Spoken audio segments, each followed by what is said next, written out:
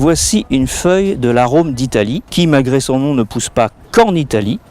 Il pousse quasiment partout en France, même si dans certaines régions il est plus rare et dans d'autres régions beaucoup plus commun.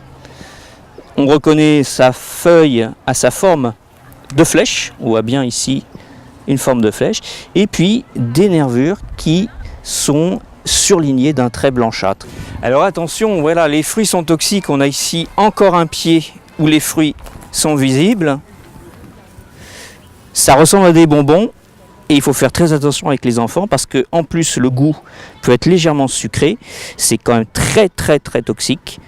Ce qui fait que si vous avez ça dans votre jardin et des enfants en bas âge, n'hésitez pas à l'arracher, le couper pour éviter les intoxications.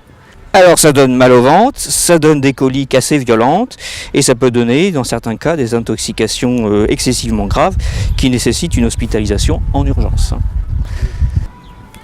On laisse ça pour les oiseaux, eux ils s'en nourrissent, ils ont raison. Oui, on le trouve un petit peu partout en France. Alors c'est une drôle de famille, puisque là on est dans la famille des Aracées, la famille des arômes, qui est plutôt une famille tropicale. Mais on va avoir quelques espèces chez nous, dans nos climats tempérés et méditerranéens. Et une caractéristique de cette famille, les fleurs vont être réduites à des tout petits points, qui n'ont ni pétales ni sépales, donc il n'y a pas du tout de pièces colorées pour attirer les abeilles.